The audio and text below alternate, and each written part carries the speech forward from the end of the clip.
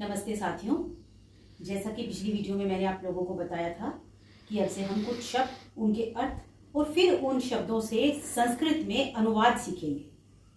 तो अनुवाद करने के लिए हमें कुछ नियम जानने बहुत जरूरी है पहले।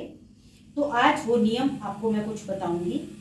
तो सबसे पहले नियम है, जैसे हम इंग्लिश में टेंस सीखते हैं, जब भी हमें कोई सेंटेंस बनाना होता है तो हम टेंस सीखते हैं और सबसे पहले हमें सिखाया जाता है सिंपल प्रेजेंट टेंस। वर्तमान काल का सिंपल प्रेजेंट टेंस हमें सिखाया जाता है। तो उसी तरह से संस्कृत में अगर हमने वर्तमान काल का कोई भी वाक्य बनाना है तो हमें लट लकार का पता होना चाहिए दोस्तों कि लट लकार क्या होती है। तो लट लकार, कोई भी लकार है, ये मुख्यतः 5 लकारें संस्कृत में ज्यादा प्रयोग होती हैं। तो लट लकार, कोई भी लकार आप जब लिखोगे तो सबसे ऊपर आप एक वचन, द्विवचन और बहुवचन, ये 3 कॉलम बनाओगे। एक वचन का मतलब है एक चीज, एक व्यक्ति जब कुछ करता है।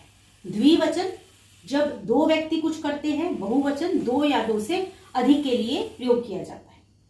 यहां पर लेफ्ट साइड में आप लिखोगे प्रथम पुरुष, उसके बाद मध्यम पुरुष, उसके बाद उत्तम पुरुष।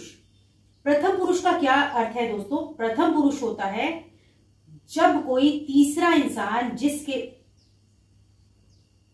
जिसके बारे में हम बात करते हैं, वो प्रथम पुरुष है। और मध्यम पुरुष जिससे बात की जाती है। उत्तम पुरुष यानी कि मैं। इसे याद करने का एक सरल तरीका मैं आपको बताती हूं। संस्कृत में उत्तम पुरुष कहते हैं अपने आप को, मैं। मध्यम पुरुष जिससे आप बात कर रहे हो, जिसे इंग्लिश में हम सेकंड पर्सन कहते हैं। और प्रथम पुरुष का नाम दे दिया गया है अन्य पुरुष को, थर्ड पर्सन, जिसे हम इंग्लिश में कहते हैं। तो अब लट लकार का एक वचन होता है पठती। पठती का अर्थ है वह पढ़ता है, अर्थात एक इंसान पढ़ता है, एक बच्चा पढ़ता है, एक लड़का पढ़ता है, या वह पढ़ती है, लड़की पढ़ती है। एक इंसान कुछ करता है क्रिया, तो उसके लिए एक वचन। पठ का हम कर रहे हैं यहां पर लट लकार पठ धातु की। पठ का अर्थ होता है पढ़ना। पठती वह पढ़ता है। पठतः वे 2 पढ़ते हैं। पठन्ति वे सब पढ़ते हैं। पठती, पठतः, पठन्ति, वह पढ़ता है, वे 2 पढ़ते हैं, वे सब पढ़ते हैं। अब हम आ जाते हैं मध्यम पुरुष पर। मध्यम पुरुष जिससे हम बात कर रहे हैं। तू पढ़ता है। अब दोस्तों यहां पर तू शब्द इसलिए लगाना पड़ा। अब आप कई बार सोचते होंगे कि तू तो आजकल कोई छोटे बच्चे को भी नहीं बोलता, तो यहां पर तू शब्द क्यों लगा? तुम भी लगा सकते थे। तो तू शब्द लगाने का एक यहां पर खास कारण है कि तू का मतलब केवल एक इंसान। एक इंसान को अगर हम यहां पर तुम वर्ड लिख देते हैं तो तुम का मतलब तो 2 भी हो सकता है, 2 से ज्यादा भी हो सकता है। तो ये जस्ट आपको बताने के लिए कि तू यहां पर इसलिए यूज हुआ है कि तू का मतलब होता है एक। पठसी, तू पढ़ता है, यानी कि हम केवल एक व्यक्ति को या एक बालक को बता रहे हैं कि तू पढ़ता है, एक। पठतः, तुम 2 पढ़ते हो। पठत, तुम सब पढ़ते हो।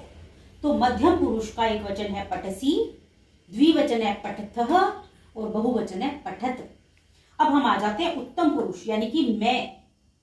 पठामी, मैं पढ़ता हूं।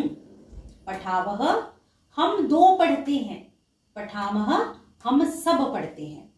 अब दोस्तों जब भी हम संस्कृत में अनुवाद करेंगे तो हमें, जब हम क्रिया प्रयोग करेंगे तो हमें पता होना चाहिए कि कौन सी क्रिया किसके साथ लगेगी।